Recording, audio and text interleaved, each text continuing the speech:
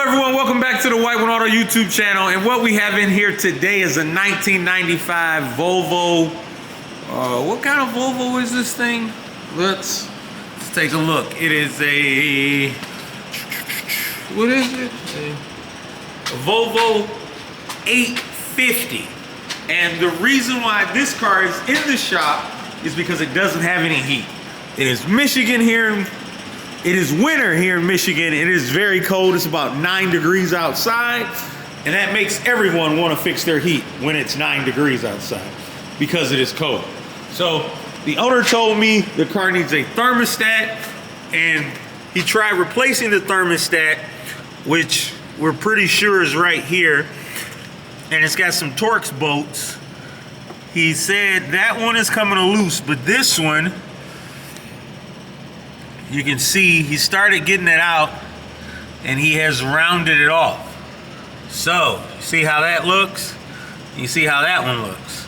So, they decided that, hey, we have done enough, so we are gonna leave it alone, take it to the professionals and let them get those bolts out and then put a new thermostat in it, and then they want us to see if it has heat.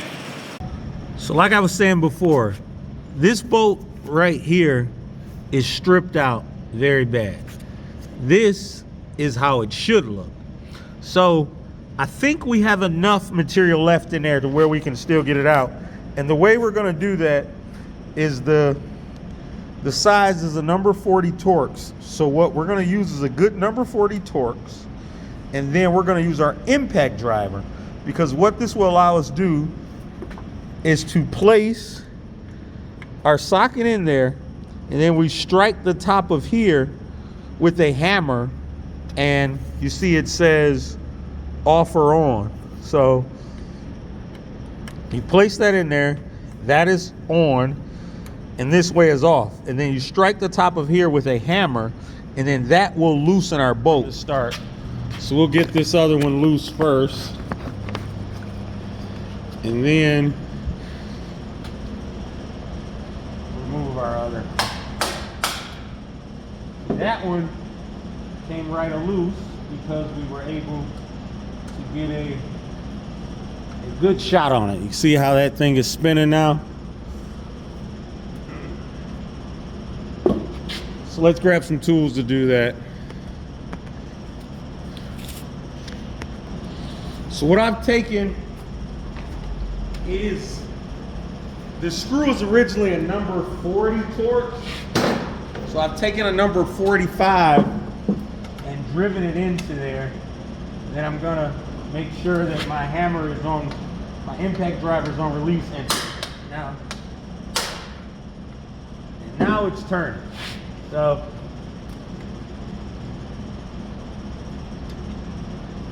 now we have our screw out.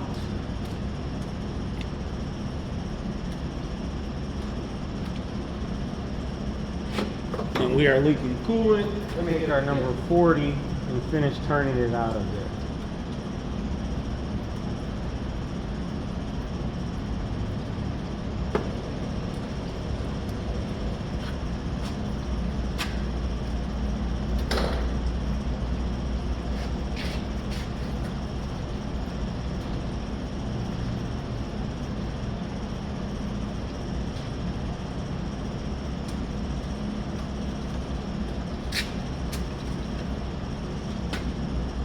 Take a magnet and pull it out. So we have to get another screw. It doesn't have to be a Torx head, but the clearance is limited, so a Torx head gets you in there real nice. And let us pull our other screw off.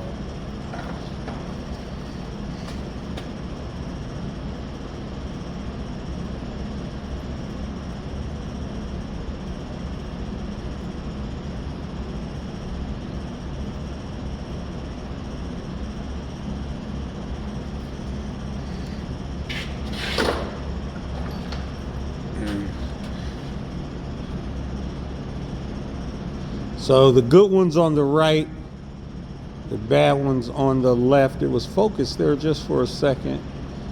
Just let it is it not focused? Okay, so there we go. So we're able to get it out. Now let's make sure our thermostat is down here.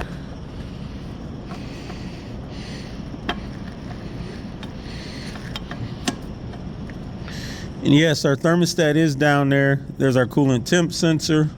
This thing looks old, but looks can be deceiving. We're not sure if it's bad or not. This is what our customer thought was bad. So we're gonna get a new thermostat and gasket, then install that and get a new bolt, then install that. Okay, so our old thermostat is right here. This is our new one. And these are our 2 bolts that came out. So remember, so the owner tried to remove them and damage that top bolt. So the threads on here are actually a very unique thread. It's a M7 by 1.0. So I had to actually search around to get that thread. I was able to get a hex head bolt that's the same length and that as the original bolt. So what we're gonna do is put our button head bolt on the inside over there and put our regular hex head bolt on this side over here.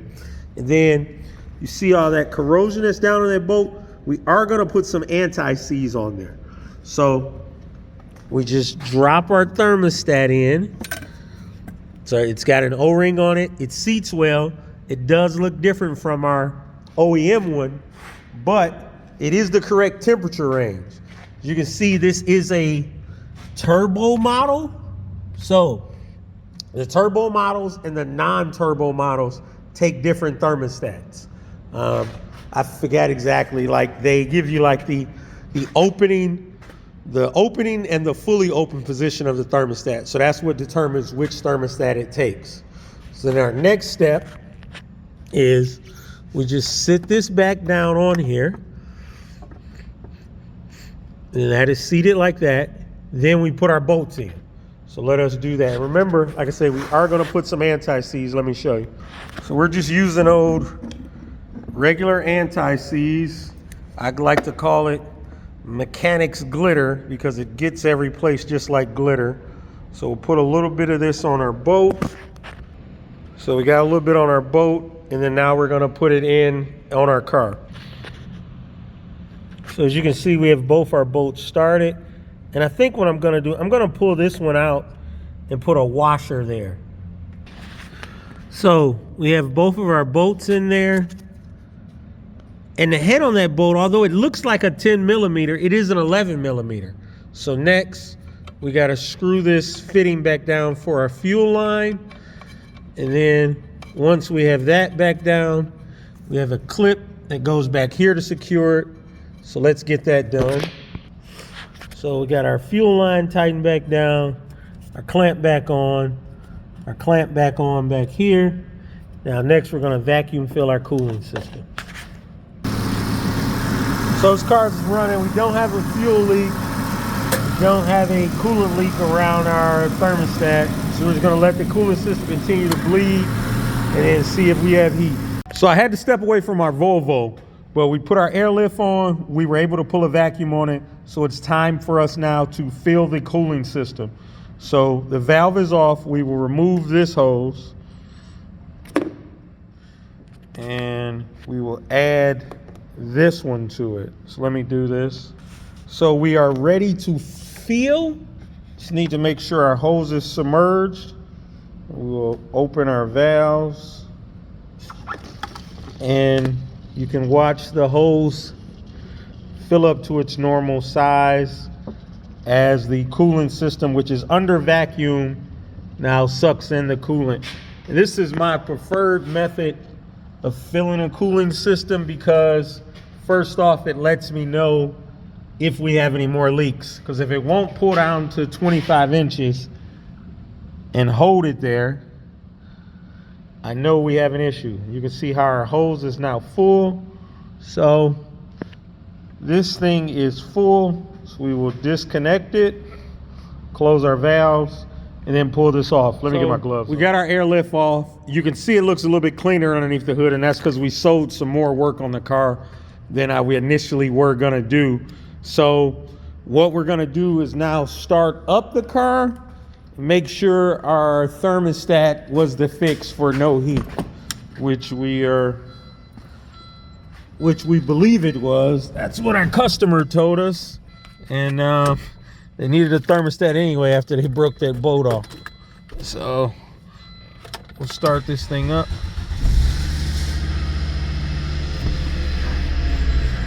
Got a little bit of whine from our power steer. We'll fix that.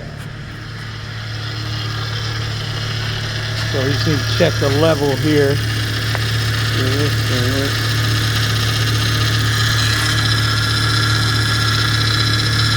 So let me get this cap off. Yep, so we checked our level there. That is fine. Our coolant level is good. So we will let this thing run for maybe 5 or so minutes and then see where our temperature is gonna be at. So right now this thing's been running for about 30 seconds or so and we're only getting 75 degrees out. So we'll check it after 5 minutes and see what the temperature is.